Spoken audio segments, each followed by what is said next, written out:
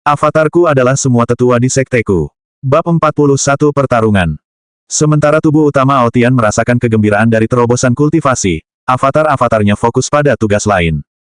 Tianzu, yang duduk di tanah, membuka matanya dan mengepalkan tinjunya, tidak hanya merasakan tetapi juga mempelajari perubahan yang terjadi setelah mencapai tingkat kedua alam inti emas. Di sampingnya, kedua tetua melakukan hal yang sama, sekarang berada di tingkat kedua pembentukan fondasi. Aotian selalu mempertahankan praktik ini, karena hal itu memungkinkannya untuk lebih memahami berbagai tingkatan kultivasi dan mempersiapkan diri ketika ia mencapai tingkatan tersebut. Setelah melakukan analisis sejenak, ia memperoleh pemahaman awal tentang perbedaan antara tingkatan dan alam. Saatnya menciptakan beberapa mantra dan merebut gunung. Pikirnya dengan penuh tekad. Sambil menutup matanya, Tianzu mulai memilih jumlah dan jenis mantra yang akan ia sintesiskan. Ia memilih 3 mantra serangan, 1 mantra pertahanan, dan 1 mantra pergerakan, juga dikenal sebagai teknik gerak kaki, untuk masing-masing dari 5 elemen. Dengan basis 45.000 teknik, sintesisnya sangat cepat, dan segera, total 25 mantra siap digunakan. Sebagai penciptanya, dan dengan pengalaman luas dalam teknik tingkat ini, dia bahkan tidak perlu berlatih, dia sudah menguasai mantra-mantra itu dengan sempurna.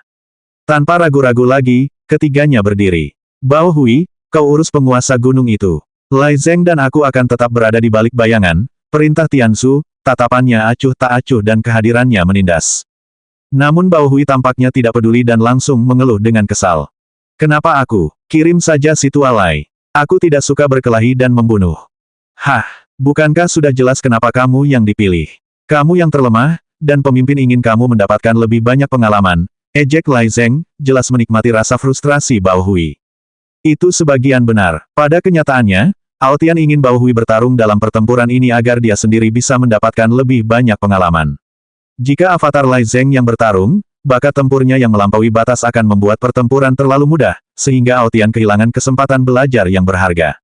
Dan tentu saja, pertunjukan itu perlu dipertahankan di antara para tetua, tidak hanya untuk meyakinkan calon penonton tetapi juga untuk menyempurnakan akting mereka sendiri. Lagi pula, dia akan segera memiliki murid dan perlu menjaga agar kepribadian yang telah dia ciptakan untuk avatar-avatarnya tetap konsisten.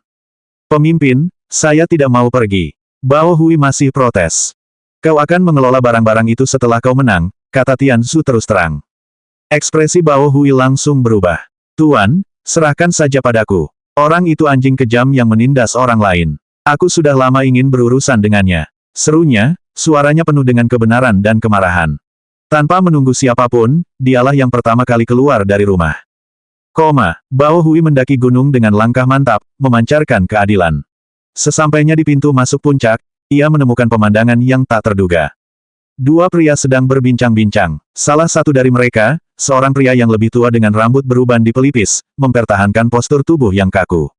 Yang lainnya, lebih muda, tersenyum hormat. Pria yang lebih tua itu berkata, "Selamat, Penjaga Su, saat aku melihat dedikasimu di kaki gunung, mencari para biksu berjubah itu, aku tahu kau memiliki bakat untuk posisi yang lebih mulia. Mulai hari ini, kau resmi dipromosikan menjadi penjaga pangkalan puncak."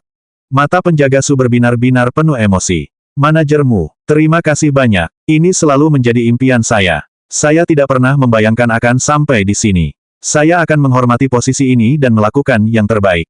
Kata penjaga itu, suaranya tercekat karena emosi. Bagus sekali. Tapi ingat, kalian tidak boleh membiarkan siapapun yang berniat jahat melewati kalian dan mencapai puncak, manajermu memperingatkan dengan serius. Penjaga Su mengepalkan tinjunya, penuh tekad. Aku bersumpah, tidak ada orang seperti itu yang akan bisa melewati aku. Saat itulah sebuah suara tak terduga menyela percakapan. Selamat pagi. Seorang pria menyapa mereka dan berjalan melewatinya dengan santai. Selamat pagi. Keduanya menjawab secara spontan. Baru setelah beberapa detik mereka menyadari apa yang baru saja terjadi. Penjaga Su terdiam kaku. Setelah bersumpah bahwa tidak seorang pun akan bisa melewatinya, dia malah menyapa orang asing dan membiarkannya lewat. Tapi itu bukanlah bagian terburuknya. Wajah itu, ternyata orang yang sama yang pernah menipunya sebelumnya. Wajahnya memerah karena amarah, dan di bawah tatapan tajam manajermu, dia meledak sambil berlari ke depan. Berhenti di sini, kau bajingan. Bao Hui berhenti dan menoleh ke belakang, merasa penasaran. Aku ada urusan penting yang harus kubicarakan dengan penguasa gunung. Kenapa kau menghalangiku? Tanyanya, nadanya natural dan penuh rasa ingin tahu. Penjaga Su, yang sudah memegang pedangnya, ragu-ragu. Mungkinkah ini benar? Pikirnya, skeptis namun ragu. Apa yang penting, dia memutuskan untuk bermain aman. Aku sudah berencana membunuhnya dan mencuri kekayaannya. Aku tidak bisa membuang waktu, kata Bao Hui dengan tidak sabar, sambil menutup matanya dengan tangan dan memperhatikan posisi matahari seolah menghitung apakah dia sudah kehilangan terlalu banyak waktu. Kemudian, tanpa menyembunyikan kultivasinya lagi, dia melepaskan auranya. Kau, ahaha. Penjaga Su, yang hendak berteriak, terlempar jauh akibat tekanan aura yang dilepaskan Bao Hui. Manajermu dan penjaga Su terjatuh ke tanah dengan ketakutan. Sementara itu, Bao Hui melanjutkan pendakian gunung tanpa hambatan. Aura mencekamnya tidak hanya mengamankan masuknya tetapi juga memperingatkan targetnya. Di puncak gunung, seberkas cahaya tajam melesat melintasi langit. Dalam sekejap, seorang pria parubaya, berpakaian hitam dengan rambut hijau panjang terurai, muncul, terbang di atas pedang kayu. Kehadirannya memancarkan otoritas dan kesombongan, tetapi bukan kecerobohan. Dengan mata menyipit, dia menatap Bao Hui dan bertanya dengan hati-hati. Apakah kau berasal dari sekte pedang bambu? Bao Hui dengan cepat melambaikan tangannya, menyangkalnya. Tidak, tidak, Anda salah paham. Dia tersenyum tulus, seolah mencoba meredakan kekhawatiran orang lain. Aku tidak punya hubungan dengan siapapun yang kau kenal. Aku hanyalah musuh biasa. Aku datang untuk membunuhmu dan mengambil barang-barangmu. Tidak perlu formalitas. Penguasa Gunung Batu Hitam membeku. Ini adalah pertama kalinya seseorang secara terbuka menyatakan diri sebagai musuhnya dan meyakinkannya bahwa dia tidak perlu khawatir tentang latar belakang mereka, bahwa dia bebas menyerang tanpa ragu-ragu. Kakao, dia menunjuk, terkejut, tidak yakin bagaimana harus bereaksi. Namun, ia tidak perlu berpikir lama. Rune emas muncul di kaki Bao Hui, dan seperti pegas, ia melesat ke arah lawannya. Kecepatannya sangat menakutkan, namun yang lebih mengesankan adalah momentumnya. Rasanya seperti bongkahan logam akan menghancurkan segalanya dengan berat dan kecepatannya yang luar biasa. Penguasa gunung itu tak ragu lagi. Ia menepuk tas penyimpanannya, dan sebuah cambuk yang terbuat dari akar muncul di tangannya. Dengan tatapan gelap, dia mencambuk-cambuk itu di udara. Jika kau ingin mati, aku akan membantumu. Cambuk itu menerobos angin, turun dengan ganas ke arah Bao Hui seperti bayangan. Namun Bao Hui tidak mundur. Rune muncul di lengannya saat dia menyilangkan kedua lengannya di depan dadanya. Retakan, benturan dahsyat itu mengurangi kecepatannya hingga setengahnya. Cahaya rune melemah sesaat, tetapi tubuhnya tetap tidak terluka. Kemudian, rune-rune itu kembali menyala dengan intensitas yang lebih tinggi. Bao Hui menyeringai jahat. Pertarungan baru saja dimulai. Bab 42 Kartu As. Setelah mengaktifkan kembali mantra-mantranya, Bao Hui kembali menembak tanpa ragu-ragu. Ulangi lagi, teriaknya tanpa rasa takut. Penguasa gunung itu membelalakan matanya, wajahnya semakin tampak garang. Mari kita lihat berapa banyak pukulan yang bisa kau tahan. Teriaknya, mundur sambil mengacungkan cambuk dengan kekuatan yang baru. Maka dimulailah permainan kucing dan tikus yang mematikan. Penguasa gunung melarikan diri dan menyerang, sementara Bao Hui mengejarnya tanpa henti. Aotian telah memutuskan bahwa avatar-avatarnya, meskipun mereka juga memiliki akar spiritual 5 elemen seperti dirinya, hanya akan menunjukkan kedekatan dengan satu elemen saja. Hal ini tidak hanya menyembunyikan kekuatan sejatinya tetapi juga berfungsi sebagai kartu truf dalam situasi-situasi kritis. Namun, jika seorang avatar berada dalam bahaya nyata, Aotian tidak akan ragu untuk mengungkapkan kemampuan sebenarnya. Selama pertempuran, Aotian dengan cermat menganalisis pola pertempuran. Pengalamannya membaca siansia di bumi telah memberinya pengetahuan teoritis yang baik, tetapi realitas pertarungan antar kultivator sama sekali berbeda dari yang dia bayangkan. Tidak ada teriakan nama-nama teknik atau efek yang terlalu dramatis. Semuanya bermuara pada cara paling sederhana dan efisien untuk membunuh. Realitas ini menjadi jelas ketika dia melawan para pemurni Qi, dan sekarang, melawan seorang kultivator tingkat pendirian fondasi, hal itu bahkan lebih nyata. Cambuk kayu yang dipegang oleh penguasa gunung bukanlah senjata biasa. Itu adalah artefak tingkat pendiri, dan setiap serangan disertai dengan mantra elemen kayu yang kuat pada tingkat pendiri, membuat serangannya semakin mematikan. Selain itu, dia bukan sekadar kultivator tingkat awal biasa. Dia berada di tingkat ketiga pembentukan fondasi, di puncak tahap tersebut, di ambang terobosan. Namun hal ini justru semakin memperjelas betapa tidak diragukannya keefektifan teknik-teknik yang disintesis oleh Tianzu. Bahkan hanya dengan menggunakan mantra tingkat pemurnian, Bao Hui mampu menghadapi musuh tingkat lebih tinggi yang dilengkapi dengan teknik dan artefak yang ampuh. Seiring waktu berlalu, kelelahan mulai menghampiri penguasa gunung itu. Dia telah melancarkan ratusan serangan, semuanya diresapi mantra, sambil juga menggunakan teknik gerak kaki untuk menjaga jarak. Wajahnya menunjukkan kelelahan, dan napasnya menjadi tidak teratur. Sementara itu, Bao Hui terus memasang senyum provokatif dan menantang, tanpa menunjukkan tanda-tanda kelelahan. Setiap cambukan hampir menghancurkan rune pertahanannya dan mengganggu rune pergerakannya, tetapi dia mengaktifkannya kembali secara instan, seolah-olah energi spiritualnya tak terbatas. Hal ini karena Bao Hui, seorang kultivator tingkat pendirian fondasi, tidak menggunakan teknik tingkat pendiri melainkan teknik tingkat pemurnian, sehingga teknik-teknik tersebut sangat hemat energi untuk tingkat kultivasinya. Jika orang-orang tahu aku melawan kultivator tingkat pendirian fondasi hanya dengan menggunakan teknik tingkat pemurnian, kultivator di seluruh dunia mungkin akan kehilangan akal sehat mereka. Pikir Aotian sambil geli. Jika aku bisa menggabungkan teknik tingkat pendiri, pertarungan ini pasti sudah berakhir dalam satu pukulan. Tapi sekarang setelah aku lebih memahami kekuatanku, saatnya untuk menyerang dengan sungguh-sungguh. Bao Hui tiba-tiba tersenyum nakal dan berbicara, berpura-pura baik hati. Apakah kamu lelah? Ya, itu wajar. Kamu tadi banyak menyerang. Kamu bisa istirahat, serahkan serangan padaku sekarang. Penguasa gunung itu hampir memuntahkan darah karena marah. Kutuk kau, aku akan membunuhmu. Bao Hui mengabaikan amarahnya dan tersenyum lebih lebar. Kemudian, dengan seringnya licik seperti rubah, dia berkata, baiklah, aku akan coba meneriakkan nama teknik itu untuk melihat apakah itu meningkatkan kekuatan serangannya. Penguasa gunung itu menyipitkan matanya, sedikit bingung tetapi tetap waspada. Bao Hui dengan lincah menghindari cambukan yang melesat melewatinya, merobek tanah dan menciptakan parit sebesar rumah, semakin menghancurkan medan perang. Kemudian, dia membentuk segel tangan, menyalurkan energi spiritualnya.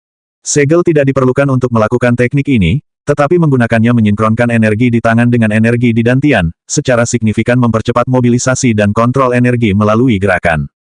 Dengan setiap segel yang terbentuk, energi spiritualnya mengalir melalui pola yang berbeda di dantiannya. Ketika dilepaskan, energi itu membentuk dirinya menjadi banyak pedang emas yang melayang di sekitarnya. Teknik pedang emas yang mengagumkan. Teriaknya penuh semangat, mengharapkan peningkatan kekuatan yang tiba-tiba. Petik 2. Petik 2. Tidak ada yang berubah. Sialan, mereka berbohong padaku. Meneriakkan nama teknik itu sama sekali tidak meningkatkan kekuatan atau kendalinya. Gumamnya dengan kecewa. Sebelum dia sempat mengeluh lebih lanjut, sebuah cambuk menghantam wajahnya dengan keras, memaksa kepalanya terdorong ke belakang. Rune emas yang tiba-tiba muncul di tubuhnya berkedip-kedip, hampir menghilang, tetapi dengan cepat dipulihkan di bawah kendalinya. Itu tidak sopan, geramnya dengan nada gelap. Penguasa gunung itu mencibir. Kau begitu meremehkanku sampai-sampai kau mencoba menipuku dengan nama teknik tingkat pemurnian. Bao Hui merasa geli. Dia memang menggunakan teknik tingkat pemurnian, tetapi lawannya tidak akan mempercayainya meskipun dia mengatakannya. Nama teknik dasarnya tidak diubah setelah sintesis. Karena itu adalah teknik yang sangat umum, penguasa gunung sudah mengetahuinya. Namun, biasanya, teknik ini memanggil paling banyak 5 pedang, sedangkan Bao Hui memunculkan 100 pedang sekaligus, masing-masing jauh lebih realistis dan mengesankan. Dan, tentu saja, Bao Hui tidak akan menjelaskan bahwa dia telah meningkatkan teknik tersebut. Namun hal itu tidak menghentikan dia untuk mengejek lawannya. Suasana hatimu buruk sekali. Sekarang aku mengerti kenapa istrimu meninggalkanmu dengan kepala hijau, katanya sambil tersenyum mengejek. Menyebut seseorang berkepala hijau, merujuk pada pepatah Tiongkok yang mengatakan bahwa ketika seorang wanita berselingkuh dari suaminya, dia memakaikan topi hijau pada suaminya. Pada dasarnya, dia menyebut penguasa gunung itu sebagai suami yang dikhianati. Istriku, penguasa gunung itu bingung sejenak, tetapi kemudian teringat sesuatu dan mencibir, mencoba memprovokasiku dengan lelucon manusia. Sepertinya kau hanyalah orang desa yang bergaul dengan manusia. Aotian bingung ketika melihat kebingungannya. Tetapi setelah mempertimbangkan bahwa hijau adalah warna umum yang menghiasi kepala para kultivator di dunia kultivasi, dia mengerti mengapa lelucon itu tidak dipahami oleh para kultivator, meskipun ini adalah dunia siansia. Bao Hui hanya mengangkat bahu dan tersenyum. Kemudian, ratusan pedang energi mulai berputar dan melesat ke depan seperti peluru, meninggalkan jejak emas di udara. Penguasa gunung itu melompat mundur dan mencambuk tanah. Dimanapun cambuk itu mengenai tanah, akar-akar tebal muncul, membentuk dinding kokoh yang berusaha menahan pedang sambil hancur berantakan. Bao Hui tidak melanjutkan pembuatan pedang-pedang baru. Menembakkan lebih banyak pedang hanya akan membuang energi dan tidak akan menambah pengalaman tempurnya. Jadi, dia memilih pendekatan lain. Dia menghilang dalam gerakan eksplosif, maju bersama pedang-pedangnya yang masih berayun dan menyerbu ke zona bentrokan. Saat mendekat, dia tidak menemukan musuhnya tetapi merasakan kehadirannya di bawah. Tiba-tiba, duri-duri kayu muncul dari tanah, menyergap Bao Hui. Dia menghindar, menghancurkan sebuah duri tebal dengan tinjunya. Namun kemudian, penguasa gunung muncul dari dalam duri yang patah, sambil meludahkan jarum. Bao Hui dengan cepat menghindar. Fokusnya tetap pada musuh, tetapi dengan pikiran tercerahkannya, dia menyadari tidak ada jejak racun pada jarum tersebut. Sebuah tipuan. Di udara, saat ia menghindar, ia melihat sebuah jimat tiba-tiba muncul dan menyala di tangan musuhnya. Pergi ke neraka. Di kehidupanmu selanjutnya, ingatlah untuk tidak memprovokasi orang-orang yang tidak seharusnya kau ganggu. Teriak penguasa gunung itu dengan marah. Fluktuasi mengerikan muncul dari jimat itu. Sial, jimat tingkat pendiri tertinggi. Bao Hui terkejut. Dari tanah, akar-akar mengerikan muncul, melesat ke arahnya dengan kecepatan luar biasa. Sialan, Bao Hui mengumpat, tetapi dia tidak berhenti bergerak. Dia mengumpulkan energi logam, menciptakan pecahan emas di sekitarnya. Saat akar-akar itu hampir mencapainya, dia tidak bisa menunggu lebih lama lagi. Ha. Dengan raungan, dia melepaskan gelombang kekuatan dengan pecahan-pecahan itu ke segala arah. Dampaknya menghancurkan ribuan akar dan melemahkan kekuatan jimat berkali-kali, tetapi belum cukup. Serangan mematikan itu terus berlanjut. Tanpa sempat bereaksi, akar-akar itu hampir menusuknya. Bao Hui menghela napas pahit dan menatap langit. Pemimpin, musuh baru saja membakar uang kita. Jimat itu pasti bernilai sangat mahal. Penguasa gunung, yang memasang seringai kemenangan, terkejut mendengar kata-kata gila ini. Namun kemudian, entah dari mana, gelombang api menyapu area tersebut, membakar akar-akarnya hingga menjadi abu, sementara tetua Bao tidak terluka. Bao Hui membelalakkan matanya. Kenapa, kamu? Hehe, dengan bekas luka di mata kanannya, pendatang baru itu menyeringai garang. Sepertinya keadaanmu kurang baik, Bao Hui. Bab 43 mendaki gunung. Hehe, sayang sekali, Bao tua. Kau bahkan tidak bisa menangani orang yang selemah ini. Cek. Lai Zeng yang baru tiba itu mencibir, menyilangkan tangannya sambil memperhatikan Bao Hui. Aku hanyalah pemimpin paviliun harta karun.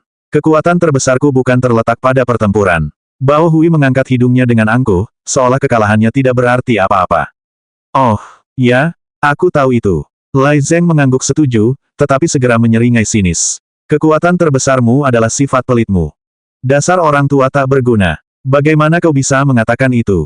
Percaya atau tidak, aku akan melaporkanmu kepada pemimpin sekte. Geram Bao Hui dengan kesal. Lai Zeng tertawa dan tidak peduli. Yah, aku hanya datang untuk menyelamatkanmu. Tugasmu belum selesai, sisanya masih terserah padamu. Kata tetua Lai sambil mengangkat bahu. Bao Hui memutar matanya dan menunjuk ke arah tempat penguasa gunung berada beberapa saat yang lalu dengan ibu jarinya. Dia langsung kabur begitu kau tiba. Sepertinya pemimpin sekte itu harus bertindak sekarang. Dia mengangkat bahu. Beberapa detik kemudian, Tianzu muncul di hadapan mereka, dengan mantap memegang seorang penguasa gunung yang tampak babak belur. Pria itu lemah tetapi masih sadar. Tianzu belum melumpuhkannya, karena ia bermaksud menghakiminya setelah Lai Zeng memastikan karakternya. Untuk saat ini, dia hanya menggunakan kontak fisik untuk memaksa energi spiritualnya masuk ke dalam pembuluh darah dan dantian musuh, menyegel kemampuannya untuk memanipulasi kekuatannya sendiri. Apa yang kau inginkan dariku? Teriak penguasa gunung itu, suaranya bercampur antara takut dan mengancam. Aku peringatkan kau, bahkan jika kau memiliki inti emas, aku akan mengirimkan 50% pendapatan gunung ini ke Sekte Pedang Bambu. Jika kau membunuhku, mereka tidak akan ragu untuk membalaskan dendamku. Tianzu mempertahankan ekspresi acuh tak acuhnya, tidak memperhatikan ancaman tersebut. Sebaliknya, dia menoleh ke Lai Zeng, menunggu penilaiannya. Lai Zeng mengamati pria itu sejenak sebelum dengan dingin menyatakan. Dia berbohong. Dia tidak mengirimkan 50% dari pendapatan, dan Sekte Pedang Bambu tidak peduli padanya. Tapi bagian tentang membayar persentase itu benar, hanya saja jumlahnya jauh lebih sedikit. Mendengar kata-kata itu, mata penguasa gunung itu membelalak, terkejut dan bingung bagaimana orang ini bisa tahu. Tianzu mengangguk dan memberi isyarat kepada Lai Zeng untuk melanjutkan interogasi. Di bawah tembakan hebat, mayat penguasa gunung itu hangus menjadi abu. Aotian merenungkan informasi yang telah diperolehnya. Singkatnya, dia membayar 30% dari keuntungan gunung setiap tahunnya kepada Sekte Pedang Bambu, yang hanya mengakui kedaulatannya atas tanah ini tanpa menawarkan imbalan apapun. Tidak ada perlindungan, tidak ada dukungan. Mereka hanya mengambil uang itu dengan mudah. Kebijakan semacam ini membuatnya jijik, meskipun tidak terlalu. Lagi pula, itu mirip dengan membayar pajak di bumi. Tapi setidaknya di sana, uang itu diinvestasikan untuk memajukan negara, atau setidaknya sebagian besarnya, sebagian kecilnya, Yah, begitulah kata mereka, dan siapa aku untuk tidak setuju. Pikirnya, geli dan tak berdaya. Kembali pada hal yang benar-benar penting, Aotian merenungkan. Bahkan jika aku merebut gunung ini, kekuatan inti emasku sudah cukup untuk membuat Sekte Pedang Bambu menghindari konflik hanya karena urat biji kelas 1 yang sempurna. Ini berarti gunung ini dapat berfungsi sebagai basis sementara bagi sekteku, sampai aku memiliki kekuatan untuk merebut urat biji yang lebih baik lagi. Gelombang kegembiraan melanda dadanya. Tianzu mengalihkan pandangannya dari abu di tanah dan menatap Bao Hui. Ambil alih operasional gunung tersebut. Dia tidak repot-repot menjelaskan banyak hal, tetapi Bao Hui langsung mengerti. Pertama, karena urutannya sudah jelas. Kedua, karena mereka adalah orang yang sama. Serahkan padaku, jawab Bao Hui tegas, matanya berbinar-binar penuh semangat. Tanpa membuang waktu, dia bergegas menuruni gunung. Tak lama kemudian, ia kembali bertemu dengan pengawal Su dan manajermu, yang sedang mengamati medan perang dari kejauhan dengan ekspresi cemas. Melihat Bao Hui kembali tanpa cedera, keduanya hampir mati karena kaget. Jantung mereka berdebar kencang, terutama pengawal Su, yang sudah menganggap dirinya sebagai orang yang akan mati karena memprovokasi kultivator tingkat pendirian fondasi tanpa menyadarinya. Tentu saja, Bao Hui lah yang telah mengintimidasi dia sejak awal, tetapi penjaga itu tahu betul bahwa di dunia ini, di mana kekuatan menentukan aturan, yang lemah selalu berada di pihak yang salah. Kau, penjaga, dipecat. Kau berulang kali menerima uang suap yang salah dan membiarkan orang masuk tanpa pengawasan. Sekarang, gunung ini berada di bawah kekuasaan sekteku, dan aku tidak bisa membiarkan penjaga yang tidak bertanggung jawab sepertimu bekerja di bagian penagihan pajak. Bao Hui menyatakan dengan dingin, tatapannya penuh otoritas. Tampaknya dia jelas mengabaikan fakta bahwa orang yang bertanggung jawab atas tindakan ini adalah dirinya sendiri. Penjaga Su terdiam sejenak, tak percaya dengan apa yang baru saja didengarnya. Namun, begitu ia memahami situasinya, ekspresinya berubah menjadi lega dan bersyukur. Itu, ya, Pak, terima kasih banyak atas belas kasih Anda. Dia segera membungkuk, tanpa menanyakan apapun. Bahkan tanpa memahaminya, dia tahu bahwa pria menakutkan ini bisa berubah pikiran kapan saja. Jadi, tanpa menunggu sedetik pun, penjaga Su berbalik dan segera lari, takut Bao Hui tiba-tiba memutuskan untuk membunuhnya. Aotian hanya menikmati pemandangan itu. Dia tidak berniat menyakiti penjaga itu, tetapi dia juga tidak menganggapnya sebagai orang baik.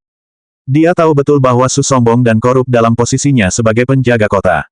Meskipun, pemecatan ini hanya lelucon bagi Aotian, Su toh tidak akan mempertahankan pekerjaannya lama di bawah manajemen barunya. Namun alasan sebenarnya Bao Hui turun dari gunung bukanlah karena penjaga itu. Dia mengamati area tersebut hingga matanya tertuju pada seorang pria pucat gemetar yang sedang memperhatikan semuanya, lumpuh karena ketakutan. Kau, dia menunjuk langsung ke arah lelaki tua itu dengan ekspresi ketakutan. Ya, Pak, pria itu tergagap, menundukkan kepalanya sebagai tanda hormat dan takut. Aku dengar penjaga memanggilmu, manajermu. Aku ingin kau memberitahuku siapa, selain penguasa gunung, yang memiliki wewenang dan pengetahuan paling besar tentang segala sesuatu yang terjadi di sini. Suara Bao Hui tak perlu diragukan lagi. Tatapannya yang biasanya tajam kini memancarkan keagungan dan dominasi mutlak. Mutua menelan ludah dengan susah payah. 3. Ia hampir tak bisa bicara. Keringat menetes dari dahinya, dan seluruh tubuhnya gemetar tak terkendali. Dia panik. Jika dia berbicara, dia mungkin akan membangkitkan kemarahan penguasa gunung, tetapi jika dia berbohong, dia mungkin akan mati seketika di tangan pria di hadapannya. Bao Hui memperhatikan keraguannya dan, alih-alih marah, senyum nakal tersungging di sudut bibirnya. Untungnya, saya sudah siap menghadapi ini, katanya sambil tertawa kecil, menepuk ringan tas penyimpanan di pinggangnya. Sesaat kemudian, tas itu mengeluarkan sebuah benda yang langsung dicengkeram Bao Hui pada rambutnya. Wajah manajermu pucat pasi, dan dia hampir pingsan di tempat. Di tangan Bao Hui terdapat kepala terpenggal dari mantan penguasa gunung. Kupikir akan lebih mudah jika aku menyimpan ini untuk diperlihatkan kepada kalian semua, katanya dengan santai, mengangkat kepala itu dengan menarik rambutnya di depan mata lelaki tua itu yang terbelalak. Tubuhnya hancur, tapi aku membawa kenang-kenangan kecil ini.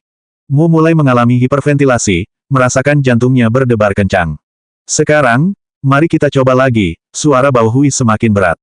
Dia mendorong kepala yang terpenggal itu lebih dekat ke wajah manajermu, memaksanya menatap mata mati mantan pemimpinnya. Siapa yang mengelola semuanya di sini setelah orang ini? Mata lelaki tua itu membelalak, pikirannya hampir runtuh. Ini aku. Dia tergagap panik, seluruh tubuhnya basah kuyup oleh keringat dingin. Bao Hui diam-diam melirik Lai Zeng, yang masih bersandar di pohon. Tetua itu bahkan tidak repot-repot menatap langsung lelaki tua itu sebelum mengangguk acuh tak acuh. Itu sudah cukup bagi Bao Hui. Kebohongan tidak akan luput dari pengamatan Lai Zeng. Bagus. Bao Hui tersenyum riang dan menarik kepala yang terpenggal itu dari wajah manajer. Kaki Old Mu lemas dan ia ambruk ke tanah. Sekarang, kau akan membantuku mengelola semuanya di sini. Jika aku kehilangan satu pun batu spiritual, kurasa aku tak perlu memberitahumu apa yang akan terjadi, kan? Suara Bao Hui terdengar ramah dan lembut, sama seperti senyumnya. Namun bagi manajermu, itu tampak seperti iblis yang menyeringai.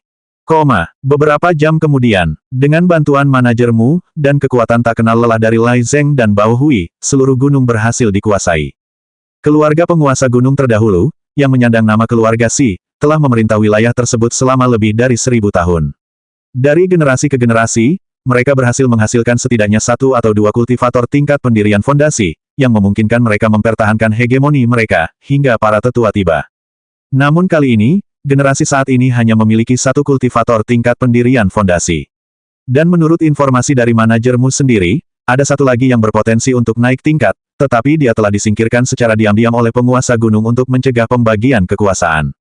Jika bagian atas pilar sudah lapuk, bagian lainnya pun tidak akan jauh lebih baik. Jadi, Bao Hui dan Li Zeng tidak punya pilihan lain selain membersihkan gunung itu. Pembersihan leher. Namun Aotian memutuskan untuk tidak melakukan hal seperti memotong rumput dan membersihkan akarnya. Dia tidak akan membasmi seluruh keluarga Xi. Dia mengizinkan beberapa orang yang tidak bersalah untuk pergi dengan bebas. Meskipun ada risiko bahwa mereka suatu hari nanti akan kembali untuk membalas dendam, dia tidak melihat gunanya membantai anak-anak, perempuan, dan laki-laki yang tidak pernah melakukan kejahatan apapun, hanya sebagai tindakan pencegahan. Dia merenungkan hal ini secara mendalam sambil duduk sendirian di kamarnya. Aku tidak percaya anggota keluarga Xi yang tersisa ini bisa menjadi lebih kuat dari avatar-avatarku dan aku, lalu kembali untuk membalas dendam. Tapi jika mereka bisa, ya sudah, biarkan mereka datang. Meskipun mengetahui bahwa menghilangkan akar masalah sepenuhnya adalah metode yang paling aman, Aotian tetap tidak bisa mengeksekusi orang yang tidak bersalah. Pola pikirku belum seperti itu. Aku tidak bisa membunuh tanpa pandang bulu hanya untuk menghilangkan risiko yang hampir tidak ada. Aku bukan tipe orang seperti itu, dan aku tidak ingin menjadi seperti itu. Dia bersandar di kursinya, matanya dipenuhi tekad. Mungkin suatu hari nanti aku akan menyesali keputusan ini. Tapi aku tidak percaya itu akan terjadi. Dia tersenyum tipis. Izinkan aku membuktikan namaku sekali ini saja, dan menjadi naga langit yang arogan itu. Bab 44 Keuntungan Keluarga Xi. Setelah pertempuran, sementara para avatar menangani urusan di gunung, Aotian terus berlatih kultivasi. Namun, kali ini, tujuannya bukanlah untuk maju, melainkan untuk menstabilkan ranah kultivasinya. Ketika kita berbicara tentang stabilisasi, menurut Rihai, ada 2 tahap, stabilisasi dan adaptasi. Keduanya harus diselesaikan sebelum memulai fase budidaya selanjutnya. Aotian mengingat kembali pelajaran yang telah ia terima sejak ia mengembangkan akarnya. Stabilisasi adalah proses yang berpusat pada dantian dan terjadi tepat setelah terobosan, memanfaatkan periode ketika dantian masih sedikit lentur karena kemajuan yang baru saja terjadi. Selama fase ini, penyuntikan energi spiritual tambahan mendorong penguatan dan keseragaman yang sedikit, membuat dantian lebih homogen dan efisien. Namun, kondisi mudah berubah ini hanya berlangsung singkat. Jika seorang kultivator dipaksa untuk bertarung selama periode ini, hal itu dapat mengganggu prosesnya. Justru karena itulah, dalam kasus seperti itu, setelah terobosan, para kultivator akan berusaha untuk menyelesaikan ancaman apapun dengan cepat dan kemudian mengisolasi diri untuk menstabilkan ranah mereka. Setelah stabil, dantian tersebut memberikan peningkatan kekuatan kecil kepada kultivator dibandingkan dengan kondisi mereka sesaat setelah mencapai terobosan. Namun, ini baru tahap pertama. Tahap kedua, adaptasi, melibatkan penguasaan penuh kekuatan yang baru diperoleh, memastikan kendali total atas kemampuan mereka sebelum melangkah ke terobosan berikutnya. Dengan cara ini, proses stabilisasi kultivasi akan selesai, memungkinkan kultivator untuk sepenuhnya memanfaatkan kekuatan dari level dan ranah kultivasi mereka masing-masing. Berbeda dengan terobosan, stabilisasi kultivasi merupakan proses yang relatif cepat. Oleh karena itu, Aotian tidak membutuhkan waktu lama untuk menyelesaikan tahap pertama. Duduk bersila, dia berdiri dan meregangkan tubuh sedikit. Gumamnya puas sambil meregangkan punggungnya. Bukan berarti dia merasakan sakit, itu hanya kebiasaan. Lalu dia menggerakkan tubuhnya, mengalirkan sedikit energi, dan tersenyum, merasa puas sekaligus geli. Tahap adaptasi kedua juga telah selesai. Karena terbiasa dengan berbagai tingkatan dan ranah kultivasi dengan avatar-avatarnya, ditambah dengan pengalaman luas yang diperoleh dari membaca ribuan teknik dan memiliki tingkat penyempurnaan tubuh yang lebih tinggi dari ranah kultivasinya saat ini, menguasai kekuatan barunya hampir seketika.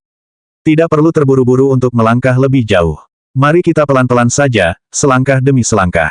Aku lebih suka menghabiskan waktu bersama Rihai. Dengan senyum tipis di wajahnya, Aotian meninggalkan ruangan. Saat berjalan ke dapur, ia melihat Rihai meletakkan sepanci nasi di atas meja. Begitu menyadari kehadirannya, Rihai langsung tersenyum gembira. Kupikir aku harus meneleponmu. Budidaya bisa membuat ketagihan, komentarnya, dengan sedikit rasa terkejut di mata birunya yang indah. Aotian mengangkat alisnya, merasa geli, lalu tersenyum. Tanpa peringatan, dia menarik Rihai ke dalam pelukannya, membuat Rihai terkejut. Kemudian, menatap langsung ke matanya, dia mengecup bibirnya dengan lembut sebelum tersenyum lagi. Bagaimana mungkin aku bisa tenggelam dalam kultivasi ketika aku bisa tenggelam dalam tatapanmu? Candanya dengan nada tenang. Tatapan mata Rihai melembut, dan dia mencuri ciuman dari bibirnya. Kamu jauh lebih pintar daripada aku dulu, jawabnya, senyumnya menyembunyikan sedikit penyesalan. Aotian memperhatikan tetapi memilih untuk tidak berkomentar. Dia ingin menciptakan kenangan bahagia baru bersamanya, bukan membuatnya terus mengingat kenangan pahit yang lama. Rihai, beri aku makan. Katanya tiba-tiba, membuat Rihai terkejut. Dia menatapnya, lalu menatap semangkuk nasi di atas meja. Baiklah, dasar pemalas. Hari ini aku akan menuruti keinginanmu, godanya sambil tersenyum cerah, mengambil sumpit dan membawanya ke mulutnya yang terbuka. Aotian menatap matanya sambil menggigit sumpit dengan ringan, tapi kemudian terdiam. Tempat itu kosong. Rihai, protesnya dengan marah. PF. Rihai tertawa terbahak-bahak, merasa sangat geli melihat ekspresi frustrasinya. Aotian menggelengkan kepalanya sambil ikut tertawa, tetapi dia tidak akan membiarkannya begitu saja. Sebagai balas dendam, dia mendekat dan menjilat wajahnya. Menjilat. Aotian, kau membuatku bau lagi. Keluhnya, menjauh dengan jijik tetapi tidak bisa menyembunyikan rasa geli di hatinya. Sekarang aku seorang kultivator. Menurut logikamu saat itu, aroma air liurku seharusnya jauh lebih baik, katanya, berpura-pura serius. Bah, tak tahu malu. Air liurmu bau dan akan selalu bau. Balasnya, mengejeknya sambil mencoba membalas. Oh tidak, kamu tidak akan. Sebelum dia sempat melarikan diri, Rihai sudah melompat ke arahnya, berpegangan padanya dan menahannya di tempat. Lalu, pembalasan dendam. Hei, kau sudah keterlaluan. Aotian berpura-pura marah dan membalas serangan. Beberapa menit kemudian, setelah perang jilatan, keduanya berada di kamar mandi, mencuci muka, dengan bau air liur yang menyengat. Namun gencatan senjata itu tidak berlangsung lama. Aotian memercikkan air ke arahnya. Hari-harimu sudah dihitung, Aotian. Di tengah jeritan riang Rihai, pertempuran baru pun dimulai. Sementara Aotian dan Rihai menikmati kesenangan kecil dalam hidup, para avatar melanjutkan misi mereka untuk merebut gunung tersebut. Tianzu, duduk di atas singgasana hitam di aula megah yang terbuat dari sejenis batu hitam, mengamati semuanya dalam diam, sementara Bao Hui, menyeringai lebar, mendengarkan manajermu saat ia melaporkan perkiraan tersebut. Gunung Batu Hitam memiliki sekitar 30.000 penduduk yang berprofesi sebagai kultivator.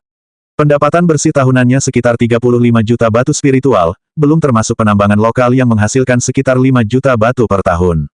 Secara total, kita berbicara tentang jumlah bersih sekitar 40 juta per tahun. Manajermu sudah agak tenang, tetapi dia masih gemetar sesekali. Waktu telah membantu menenangkan sarafnya, begitu pula kenyataan bahwa para kultivator kuat yang tidak dikenal telah mengampuni anggota keluarga Si, membuktikan bahwa mereka tidak sepenuhnya tidak rasional. Namun demikian, jumlah orang yang mereka anggap tidak layak dan yang mereka bunuh menodai citra belas kasihan yang mungkin mereka miliki.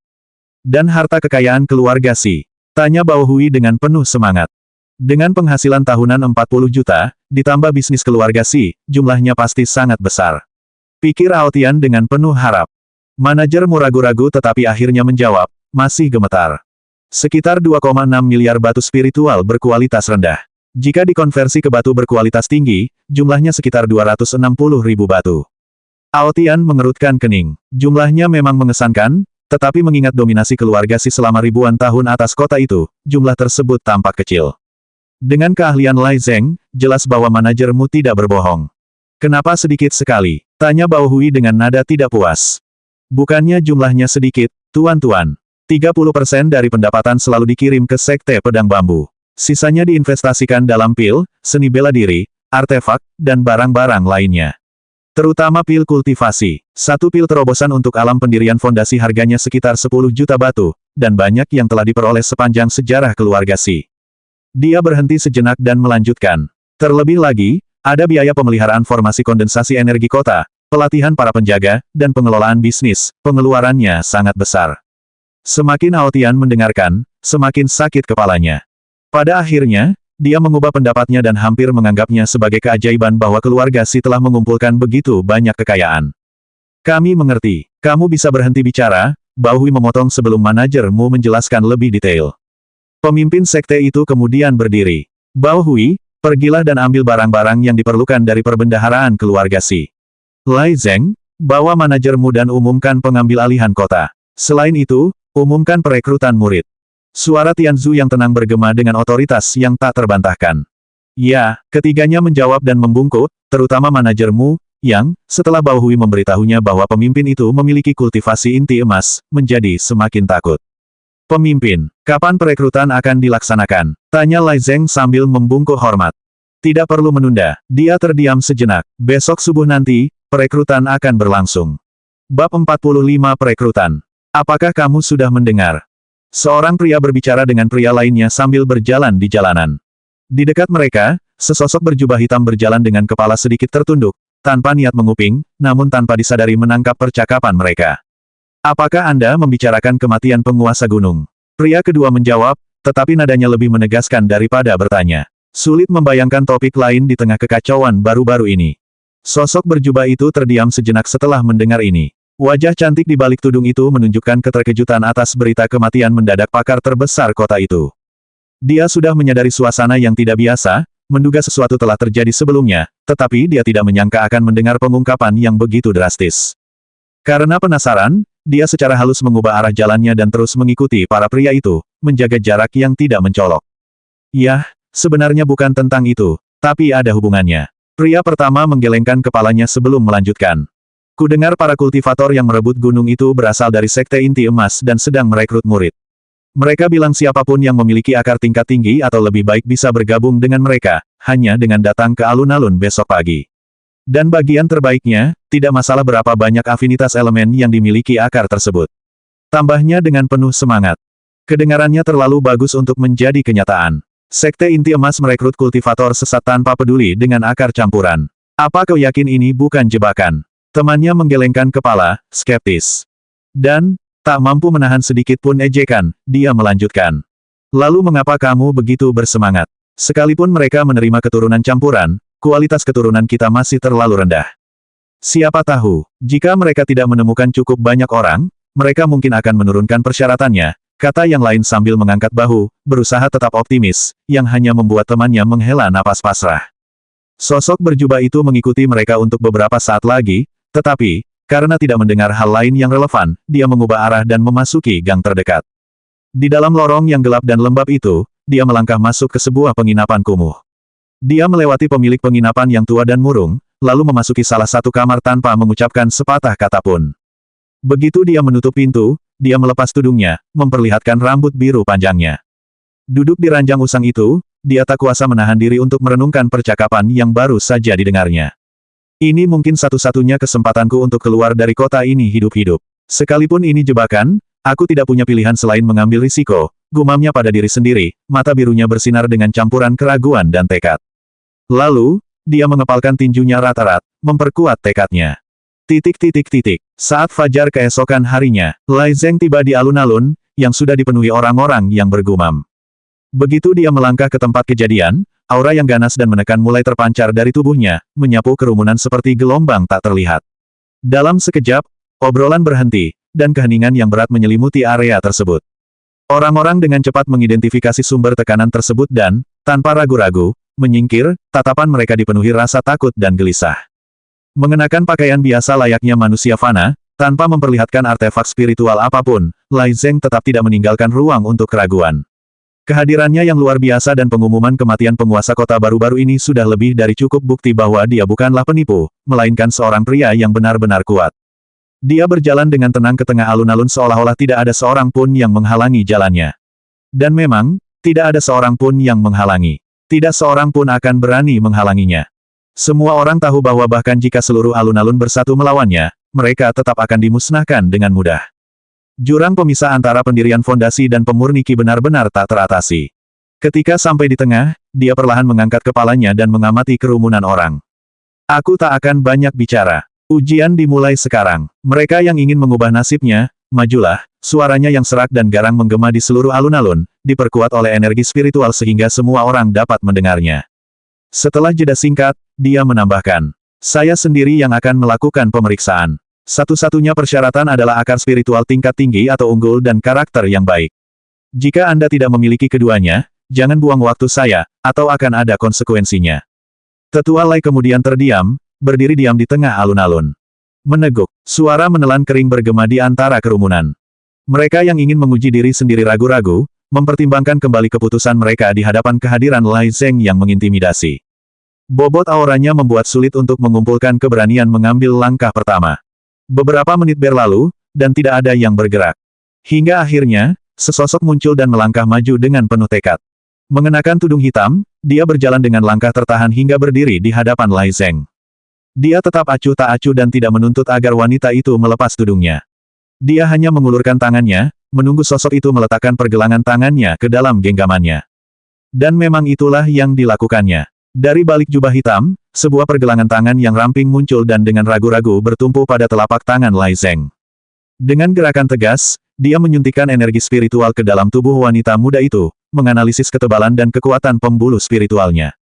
Dan, tanpa ragu, kualifikasinya memenuhi persyaratan sekte tersebut.